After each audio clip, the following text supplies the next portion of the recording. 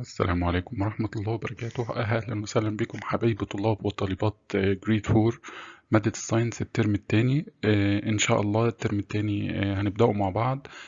تكون أسهل بكتير من الترم الأول، وهتستمتعوا طبعا بمادة الساينس زي ما اتعودنا.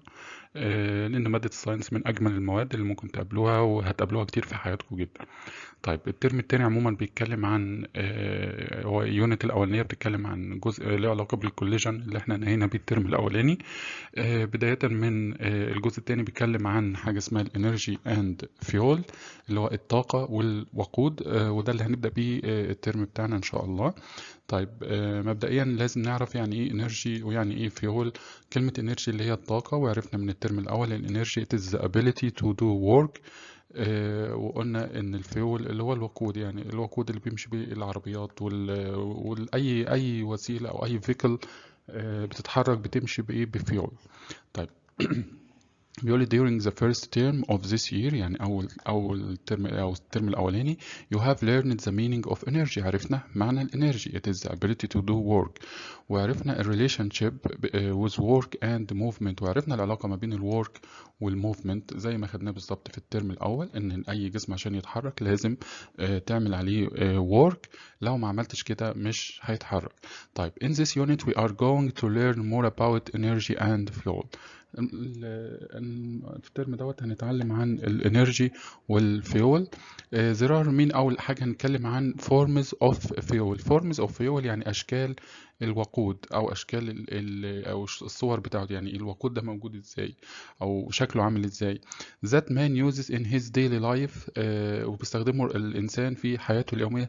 زي أول حاجة عندنا الوود اللي هو الخشب نوع من أنواع الفيول يا مستر. طبعا نوع من أنواع الفيول، طالما بيدينا انرجي فهو بيبقى يعتبر فيول. الكول اللي هو الفحم اللي بنولع فيه وبنشوي بيه وبنتدفى بيه ساعات، فبنقول له it is a source of energy، أو سوري it is a form of fuel. ده شكل من أشكال الفيول. يعني الفحم ده زمان قبل ما يخترعوا البنزين والسولار والحاجات ديت، كانوا بيحطوا الفحم في الترينز في القطارات علشان تمشي. تمام. بطريقة ما هنعرفها قدام شوية إن شاء الله. فالفحم صورة من صور الفيول اللي هو الوقود. في بعد كده الجازولين اللي هو البنزين بقى، واللي بيشغل العربيات والقطارات والحاجات اللي احنا عارفينها طبعا، اللي اسمها الجازولين اللي هو وقود السيارات ووسائل النقل عموما. في كمان الناتشرال جاز، الغاز الطبيعي. الغاز الطبيعي ده شكل من أشكال الفيول الوقود. تمام. طيب بيقول لي إيه كمان man uses the energy to produce. بيقول man uses the energy produced from burning fuel. طب الإنسان بيستخدم إيه من الفيول أو بيستفاد من إيه من الفيول؟ إن الفيول بيحصل له burning، بيحصل له احتراق. يعني بيبقى عندي فيول، الفيول ده بعمل له burning فبيديني energy. بيديني إيه يا أولاد؟ بيديني energy. طيب الانرجي ده بستفاد منها بقى في حاجات كتيرة، ان انا ممكن اعمل بيها كوكينج، انا ممكن بيها اطبخ، ممكن اتدفى بيها، ممكن اسوق بيها العربيات.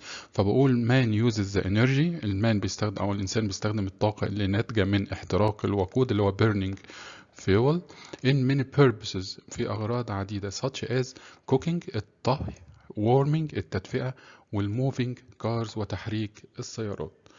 طيب كده بيقول لي ايه كمان also man uses energy produced from burning fuel in generating electricity.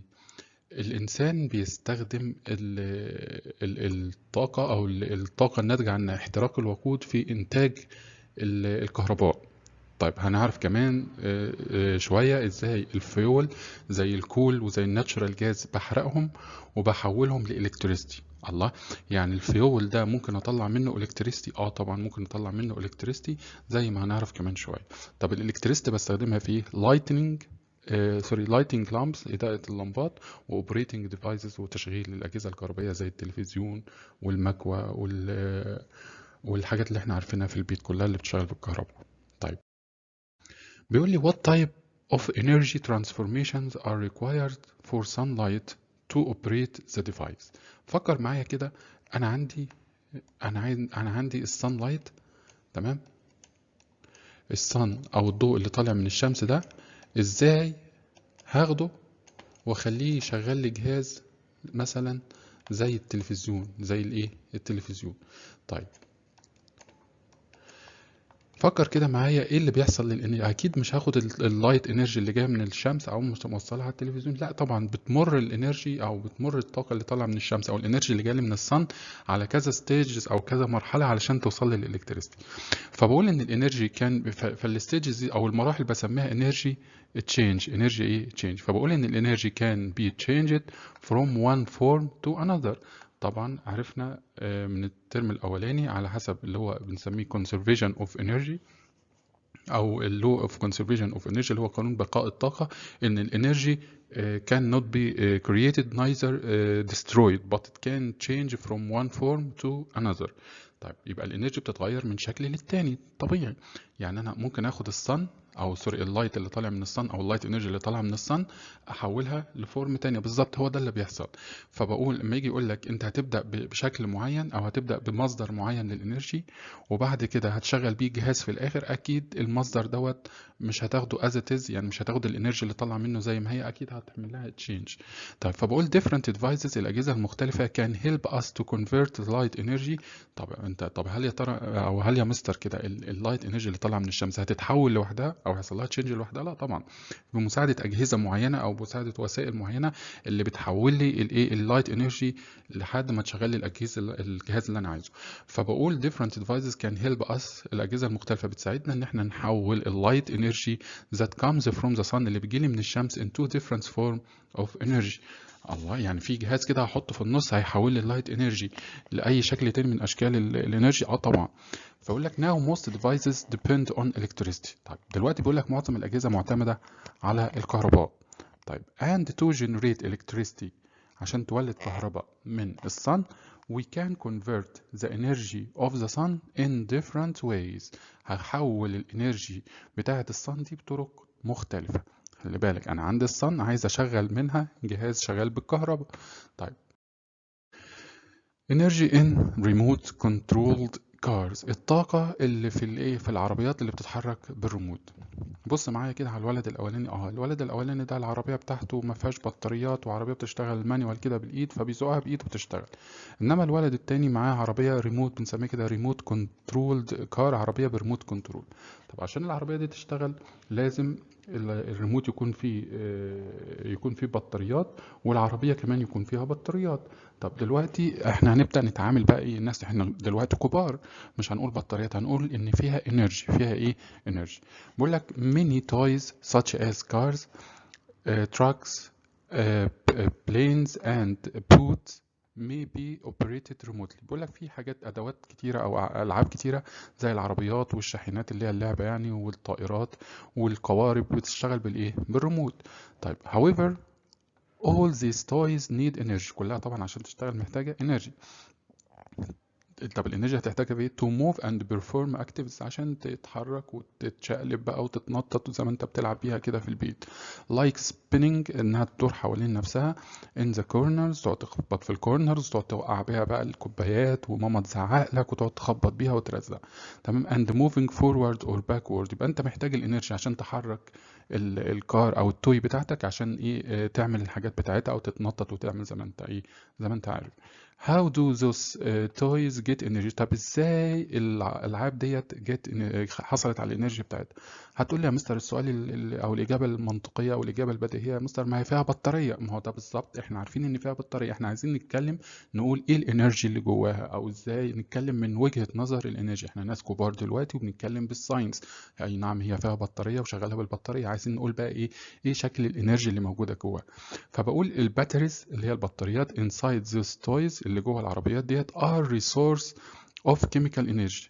يبقى احنا دلوقتي حددنا البطاريات او الباتريز. اي نعم هي فيها باتريز بس نحدد كلامنا اكتر شويه ونقول ان الباتريز دي جواها chemical energy. chemical ايه energy and this energy is converted into electrical energy.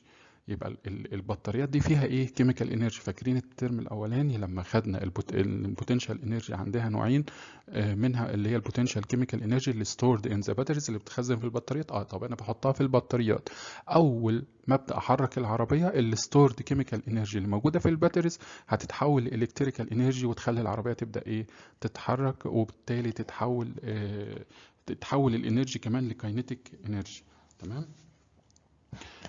فبنقول ان الكيميكال انرجي and this energy is converted into electrical energy which is converted into kinetic energy and sound energy. يعني ايه دلوقتي؟ البطارية هنقولهم تاني، البطارية فيها chemical energy اتحولت ل electrical energy عشان هتشغل العربية. طب الالكتريكال انرجي خلت العربية تعمل ايه؟ خلتها تتحرك، يبقى بالتالي الالكتريكال انرجي اتحولت لايه؟ كاينيتيك انرجي. طب لو العربية بتعمل صوت، طيب هتقول لي كده ساوند انرجي. طب لو العربية بتنور يبقى ايه؟ لايت انرجي، وهكذا. طيب but what we do أو بيقول لي but what do we do when the batteries of these toys run out. طب بنعمل ايه لما البطاريات بتاعة العربية تخلص؟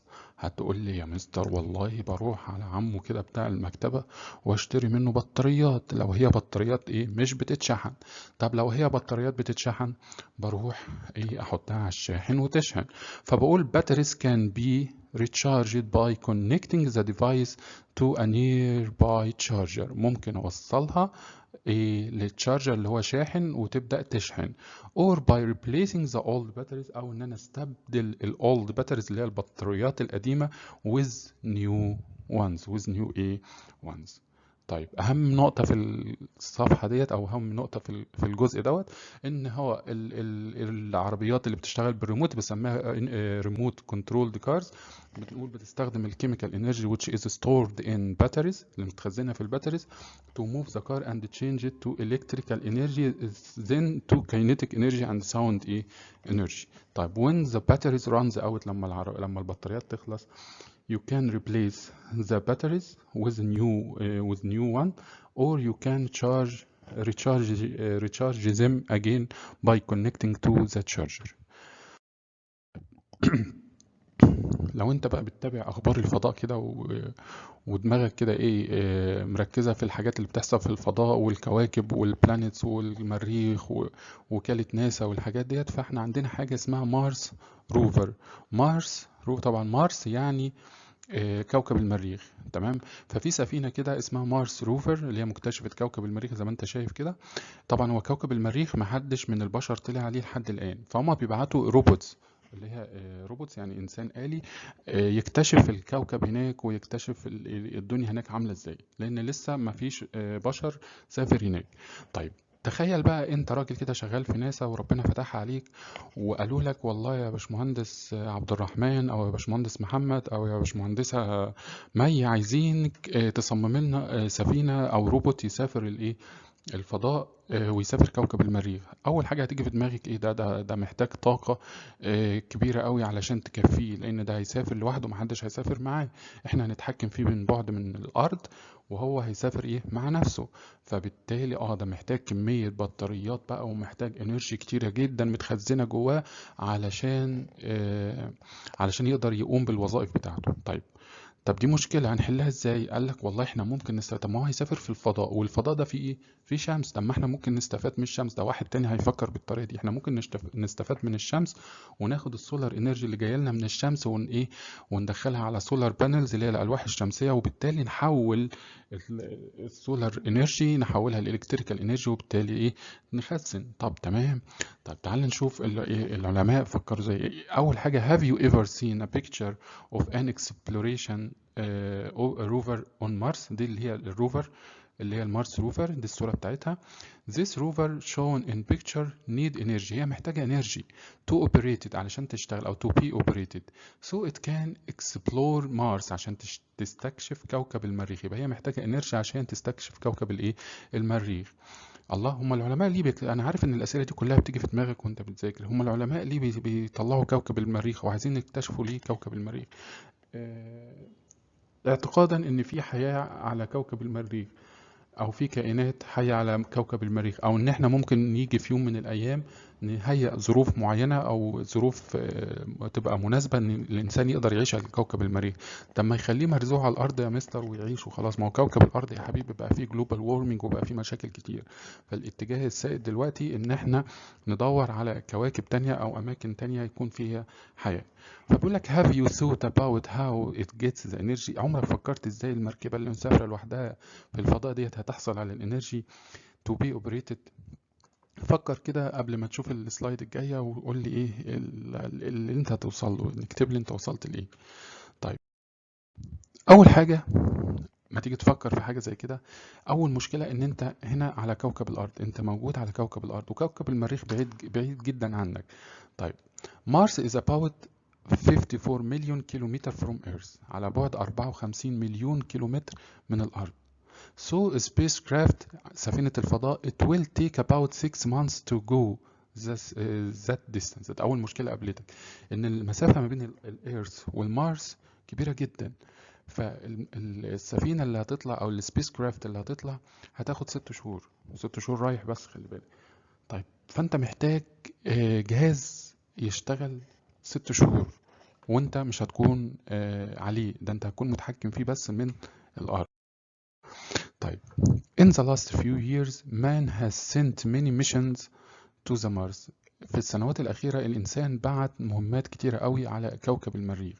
All these missions had remotely operated، كانت بتتحكم عن بعد أو بيتم التحكم فيها عن بعد من كوكب الأرض. أو بنقول كده remotely operated vehicles or robots، يعني إما كانت عربيات او حاجات معينه كده بتتبعت، او وسائل نقل يعني بتتبعت على كوكب المريخ، او بتكون روبوتس اللي هي الانسان الالي، وبيتم التحكم فيها عن بعد من كوكب الارض. طيب The Mars Rover Curiosity، ده الجزء اللي احنا بنتكلم عليه، اللي هي المارس روفر Curiosity which travels on the surface of Mars is one of the most well known of these robots. أشهر روبوت هنتكلم عليه أو ده اللي يهمنا دلوقتي حاجة اسمها المارس روفر Curiosity. تمام؟ طيب، These robots like remote، هي الروبوتس دي زيها زي الريموت بالظبط، controlled زي الريموت controlled toys، زي العربية اللعبة بتاعتك. required energy، عايزة energy to be operated علشان تشتغل. But the batteries used in the toys cannot be used in these robots. بس طبعا بالعقل، ما تقوليش يا مستر انا هاخد بطاريات من ديت واحطها في المارس روفر كريوستي علشان اشغلها. اكيد طبعا فيها بطاريات معينه او ليها وسائل معينه عشان تجيب الانرجي. تمام؟ ليه بقى؟ لان they are too distant، بعيده جدا from the earth. طيب، افرض لو انت قلت لي هحط لها بطاريات عاديه، اللي هي الروبوتس اللي مسافره المريخ ديت او اللي مسافره المارس، هتحط لها بطاريات عاديه. افرض البطاريات حصل لها ران اوت. يعني ايه ران اوت يا مستر؟ يعني خلصت، هتسافر ازاي تستبدلها؟ تمام؟ فلازم افكر تفكير تاني.